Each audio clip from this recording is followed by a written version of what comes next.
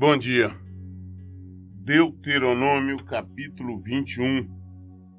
Livro Deuteronômio, capítulo 21. Se alguma pessoa for encontrada morta no campo, na terra que Deus, o teu Deus, te concede para que dela tomes posse, sem que saiba quem a matou, os anciãos, a autoridade, os juízes sairão e medirão a distância do corpo até as cidades que se localizaram ao redor da vítima. A seguir, as autoridades das cidades mais próximas ao cadáver apanharão uma novilha que nunca foi usada no trabalho e sobre a qual nunca foi colocada julgo, e a conduzirão a um vale de terras numa aradas tão pouco semeadas e onde exista um ribeiro de águas que corre permanentemente. Então, nesse local, sobre a torrente, quebrarão o pescoço da novilha. Depois se aproximarão os sacerdotes, levitas, pois foram eles que o Senhor teu Deus escolheu para o serviço e para que abençoe em o nome de Deus, cabendo-lhe também resolver qualquer litígio ou crimes. E todas as autoridades da cidade mais próxima ao morto lavarão as mãos sobre a novilha desnucada sobre o corpo das águas, sobre a corrente das águas, fazendo a seguinte declaração: nossas mãos não derramaram este sangue inocente, e nossos olhos nada testemunharam. Aceita, ó Senhor, esta propiciação em benefício de Israel, teu povo, a quem resgataste, ó Deus. Não julgues o teu povo culpado do sangue de um inocente, e assim a condenação pelo derramamento de sangue será propiciada. Tu, porém, farás com que desapareça do teu meio o derramamento de sangue inocente, porque farás o que é justo e digno aos olhos do Senhor. Isso era quando as orientações de Deus, quando encontrasse algum morto no mato, numa região, numa estrada qualquer, sem saber quem o matou. Então mediria ali a cidade, para qual a cidade mais próxima, então, que deveria fazer então este ritual. Era a cidade mais próxima. Quando saíres à guerra contra os teus inimigos, e Deus, teu Deus, os entregar nas tuas mãos, e tu deles levares prisioneiros, e tu entre os presos vire uma mulher formosa à vista, e a desejares como esposa. Então a trarás para a tua casa, e ela rapará a cabeça e cortará as suas unhas. E despirá a veste do seu cativeiro, e se hospedará em tua casa.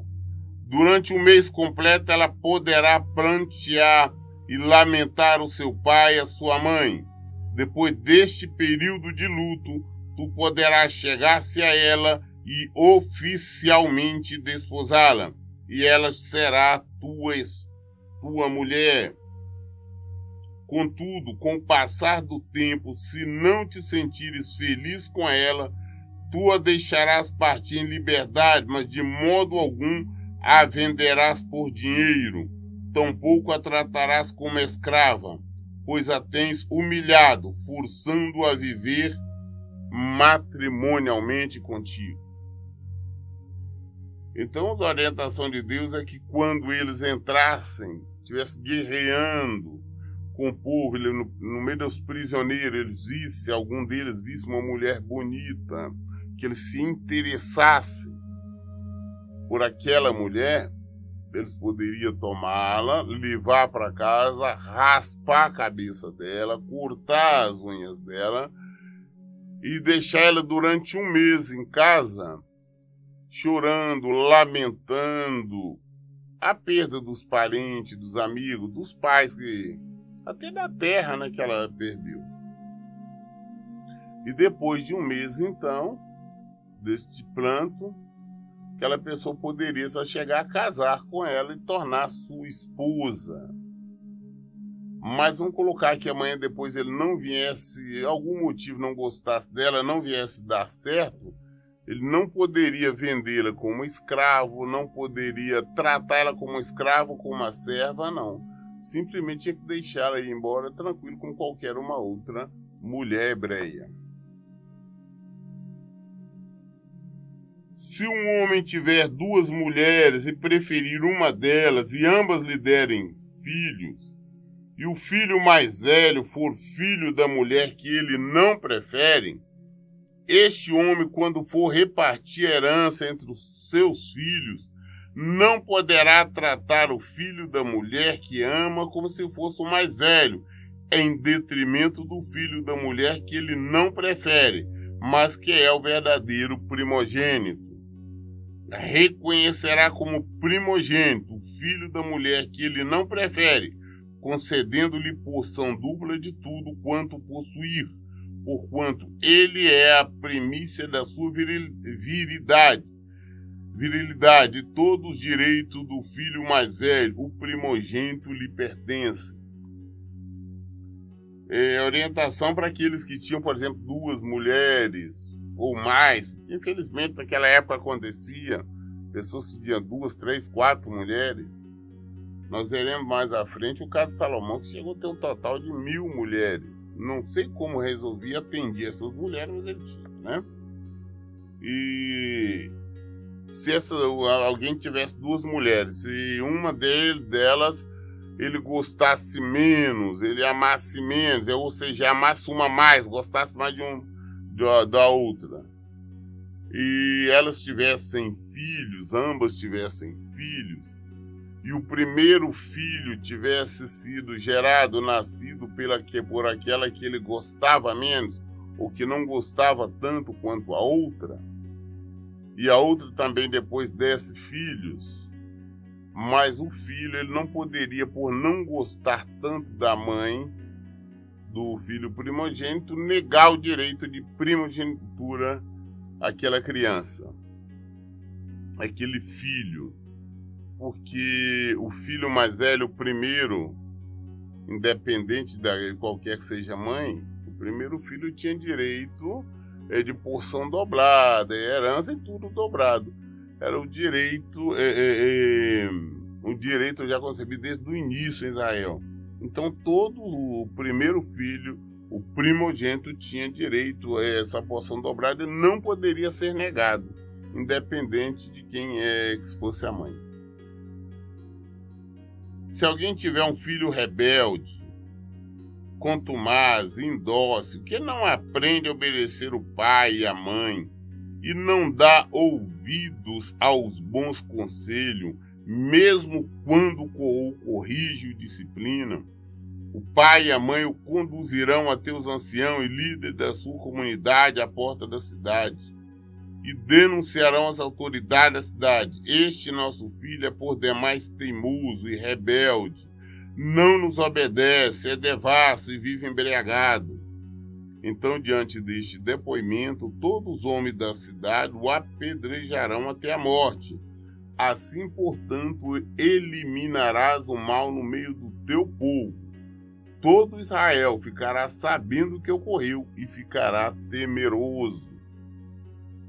Quando existia, então, a determinação de Deus naquela época, era quando tivesse um filho rebelde, desobediente, um filho que não obedecia o pai e a mãe, um filho que mesmo os pais corrigindo não atendia, não obedecia, vivia embriagando, fazendo o que não devia. Os pais levavam então diante das autoridades, expunham a situação e o povo apedrejava até a morte. Como eu disse, na época da lei, o Deus era radical, ele é radical. Então, que os pais tinham que entregar o filho rebelde para ser morto, para ser apedrejado. Essa que era a verdade. Se um homem culpado de um crime que merece a pena de morte é morto e suspenso a uma árvore, seu cadáver não poderá permanecer na árvore durante a noite. Tu sepultarás naquele mesmo dia, pois o que for pendurado no madeiro está debaixo de maldição do desprezo de Deus. Sendo assim, não tornarás impura a terra que o eterno Senhor teu Deus te dá como herança. Essa parte é interessante, porque Deus nos mostra, nos fala aqui, né, diante na lei, que quando se matava alguém, um criminoso, né, era executado e ele era suspenso numa árvore, numa cruz, qualquer coisa, ele não podia passar a noite de pendurado. O cadáver não podia ficar.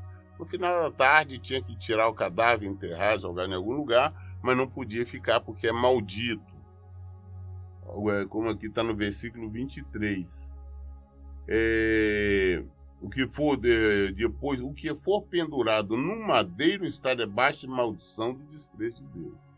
Jesus se fez maldição. Jesus viveu na época nasceu na época da lei. Ele se fez maldição em nosso lugar. Jesus se fez maldição em nosso lugar. Ele morreu na cruz. Ele passou a noite na cruz. Ele se fez maldito em o nosso lugar. Portanto,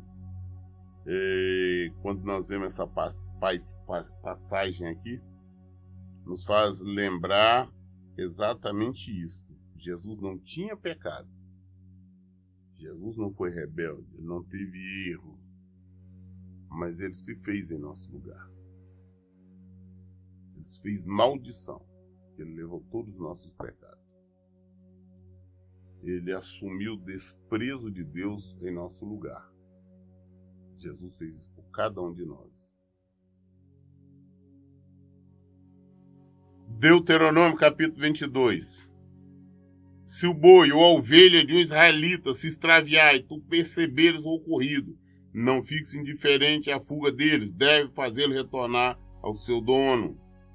Se esse irmão não for teu vizinho ou caso não conheças, recolhe o animal fugitivo em tua propriedade e guarda-o até o que teu irmão procura, então devolverás ao seu dono.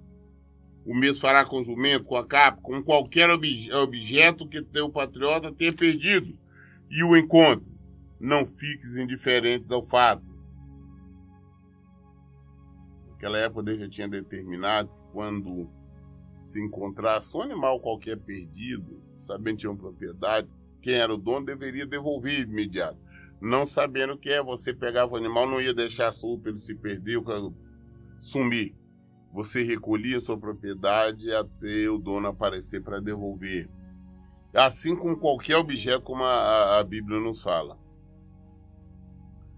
E eu vejo muitas pessoas hoje falam, não, eu estou feliz porque hoje eu achei uma quantia X, eu achei isso na rua. O que nós encontramos, alguém perdeu. Nós temos que ter a preocupação de devolver.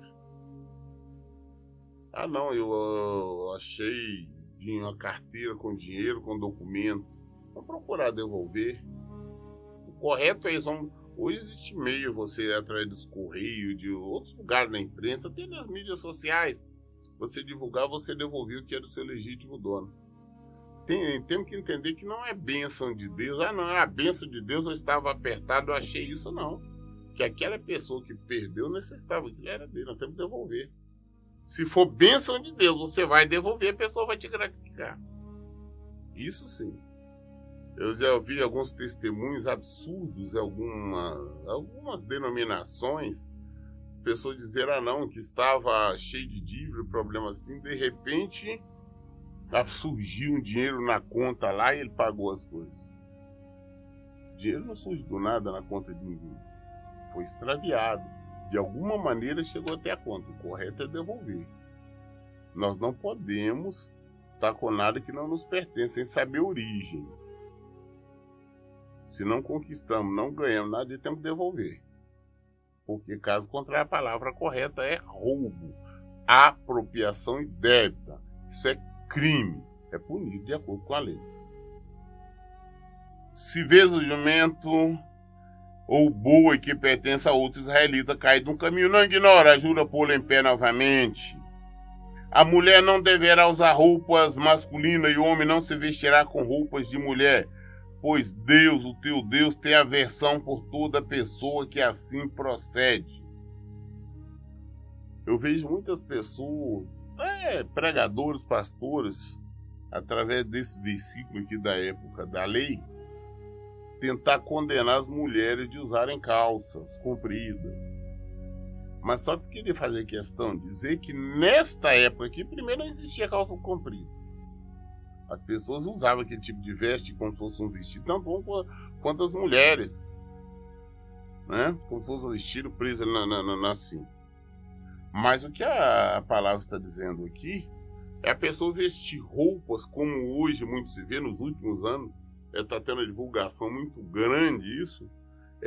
Homens querer se fantasiar de mulheres. Homens se vestirem de mulher mesmo com essa intenção. Não por uma veste tranquila. Porque existe país que nós sabemos que os homens não usam saia. Isso não quer dizer que deixam de se atrapalha a masculinidade deles. O que nós estamos falando é se travestirem de mulheres. Da mesma forma, as mulheres se travestirem de homens. Isso é errado, é pecado. A Bíblia condena o homossexualismo de uma maneira geral. Então é isso que está dizendo. A mulher não deve usar esse tipo, se travestir de homem. E o homem não se pode travestir de mulher. É crime, é pecado. Não é o fato de uma mulher estar usando calça comprida que ela está errando, não. A Bíblia não condena isso. Se pelo teu caminho encontrares um ninho de pássaro numa árvore ou no chão com filhotes ou ovos e a mãe sobre os filhotes ou sobre os ovos, não tomarás a mãe que está sobre os filhotes. Deve primeiro deixar a mãe partir em liberdade, depois pegará os filhotes para que tudo te vá bem e prolongue os teus dias de alegria sobre a terra. Quando edificares uma casa nova, farás um parapeito em torno do terraço para que não traga sobre a tua casa a culpa pelo derramamento de sangue inocente, caso alguém caia do terraço. Você vê a preocupação de Deus com esse povo que não tinha um conhecimento pleno, para ter sobre fazer a casa. Fez uma casa, fez uma laje ali, tipo uma laje, um terraço, colocasse parapeito. Eu tava aqui para que ninguém não caísse ali, porque nós sabemos hoje como uma casa, por exemplo, ela tem laje, querem fazer um terraço e não coloca ali um murozinho, uma grade, alguma coisa, é fácil as pessoas caírem, principalmente crianças. Então Deus já determinou, você fez? Faz um parapeito, que senão você não faz, as pessoas vão cair, você é responsável, porque você poderia ter impedido, você poderia ter prevenido isso acontecer. Então nós temos que estar alerta até sobre isso. Não semeará em tua vinha 2 tipos de sementes, a fim de evitar que a vinha inteira seja confiscada pelo santuário. Tanto a semente que semeaste como o fruto da vinha sejam consagrados. Não submeterás o boi e um jumento ao mesmo jugo para arar a terra. Também não usarás roupa com fios de lã de linho misturado no mesmo tecido. Afixará pingente nos 4 pontas da capa que costuma vestir. Se um homem casar-se depois de ter tido relações sexuais com sua esposa, rejeitá-la e difamá-la, falando palavras mentirosas contra ela, como: casei-me com esta mulher, mas quando me cheguei a ela não encontrei os sinais da sua virgindade. O pai e a mãe da moça tomarão as provas da sua virgindade e as levarão ao ancião e os líderes da comunidade junto à porta da cidade. Então o pai da moça testemunhará diante dos líderes: dei minha filha como esposa a este homem, mas ele a rejeita. Ele também a tem caluniado, humilhado, alegando: não encontrei os sinais da virgindade em tua filha. Mas eis aqui os lençóis do casal manchado de sangue, prova de que minha filha casou virgem, e estenderão o lençol diante dos anciões da cidade. Os anciãos da cidade tomarão o homem difamador e o castigarão, e aplicarão a ele a multa de 100 peças de prata, que serão dadas ao pai da moça, pois aquele homem muito prejudicou a reputação de uma virgem israelita, e o tal homem não poderá divorciar dela enquanto viver. Entretanto, se a denúncia proceder e for verdadeira, se não acharem qualquer prova da virgindade da moça, conduzirão a jovem até a porta da casa do seu pai, e os homens da cidade a apedrejarão até que não lhe reste mais qualquer sopro de vida, porquanto ela cometeu uma infâmia em Israel, desonrando a própria casa do seu pai, e desta maneira que eliminará o mal no meio do teu povo, o Israel. Então, era a determinação na lei, naquela época, determinação do Senhor, que quando um casal, um homem se casasse com uma mulher legalmente, e depois de casado tivesse mantido relações sexuais com ela, e depois ele começasse a falar bobagem, dizendo que quando casou ela não era mais virgem, e que ele foi enganado, que ela já tinha tido relações sexuais com outro homem, esse tipo de coisa. Difamando. Então os pais da moça pegariam, né, no dia seguinte, é claro, os lençóis com a mancha de sangue, e levaria então as autoridades e falaram: olha, esse homem está falando que a minha filha não era mais virgem, mas na verdade era, ele manteve relações com ela essa noite, está aqui a prova do sangue, né? E ele seria comprovado. Então o que seria determinado?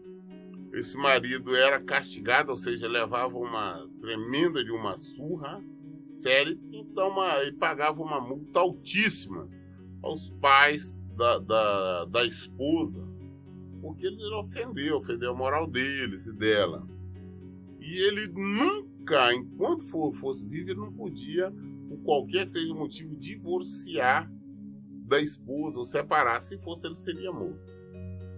Mas vamos colocar que fosse ao contrário agora, se acontecesse que ele realmente viesse denunciar que a esposa não era mais virgem quando casou, e não tivesse meio de provar, e fosse comprovado que realmente ela não era virgem, que ela tinha tido relações antes de casar, e que ela estivesse enganando, falando que era virgem, mas sem ser. Então as autoridades levavam ela à porta da casa dos pais, para os pais verem, né, assistir à morte da filha, porque fica subentendido que os pais sabiam dessa situação da filha. Então ali era apedrejada até a morte por causa deste pecado.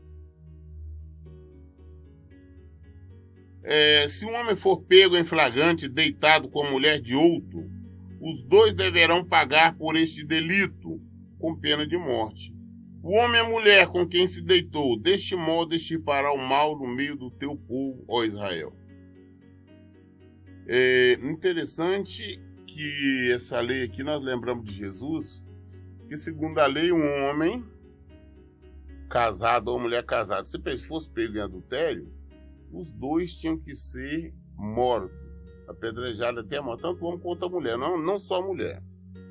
Nós lemos lá em Jesus, quando eles vieram testar Jesus, pegaram a mulher no ato, no flagrante em adultério, mas não prenderam o homem, pegaram só a mulher, levaram a mulher até Jesus. Até Jesus estava ali escrevendo no chão, ali com o dedo, e perguntaram o que fizeste. Foi quando Jesus respondeu que aquele que estivesse sem pecado tirasse a primeira pedra. E ninguém tirou, deixou ela.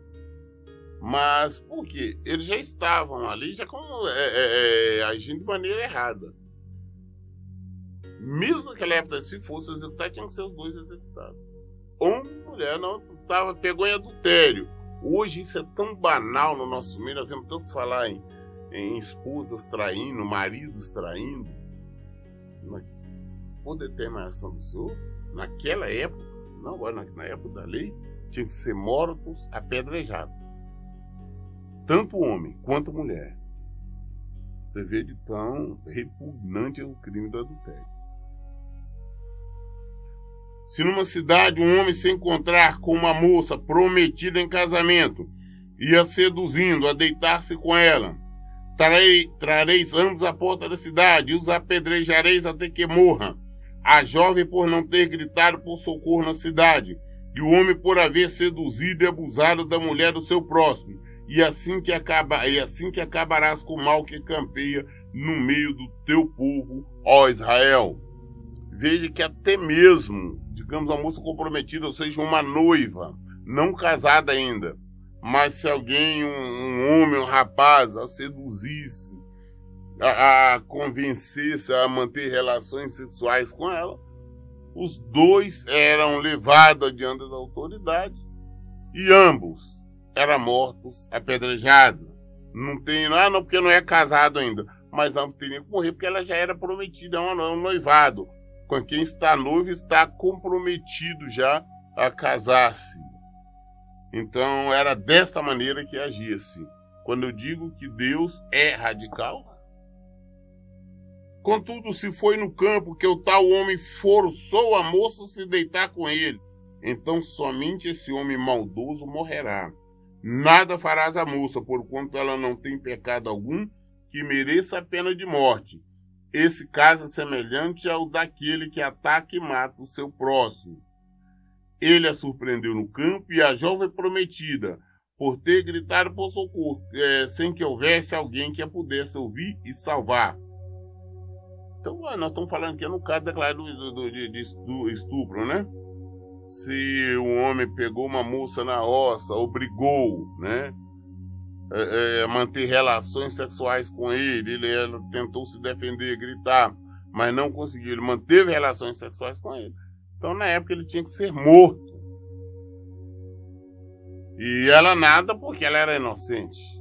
Ela não tinha como se defender, por mais que ela tinha tentado se defender, ela não conseguiu. Então, ele tinha que ser morto. Só ele, ela não. Se um homem se encontrar com uma moça virgem sem compromisso de casamento e a violentar, eles forem descobertos, ele pagará ao pai da moça 50 peças de prata e terá de casar-se com a moça, uma vez que abusou dela. Esse homem não poderá repudiá-la durante toda a sua vida. Nenhum homem terá relações sexuais com nenhuma das mulheres do seu pai, pois isso desonraria a cama do seu genitor. Então, se uma moça jovem, sem ser noiva, sem ter namorado, sem ter nada, um rapaz, um homem encontrou e manteve relações, ou forçou a ter relações sexuais com ela, e foram descobertos esse ato, eram levados diante das autoridades, as autoridades determinariam um valor X de uma multa alta que ele tinha que dar aos pais dela, ele casaria com essa moça e jamais poderia divorciar. Enquanto ambos fossem vivos, ele tinha que estar com ela. Então essa era a lei em relação às mulheres, ao casamento. E homem nenhum também podia ter relações sexuais com os pais. Com os pais não, com as mulheres dos pais. Não estão falando nem de mãe, não. Seria tipo madrasta. Infelizmente, hoje nós ouvimos falar de casos assim. Mas é errado. Então, o que o Senhor nos mostrava, o Senhor exigia naquela época, exatamente era uma conduta social, uma conduta séria de respeito. Só que para que isso fosse obedecido, se cumprisse, era necessário existir a execução, porque senão as pessoas não teriam respeito ou não teriam medo. Então, antes nós falarmos, não, Deus estava agindo de forma violenta. Se não fosse naquela época desta maneira, não seria respeitado as suas leis, os seus mandamentos. Hoje nós lemos Deuteronômio, até concluímos o capítulo 22.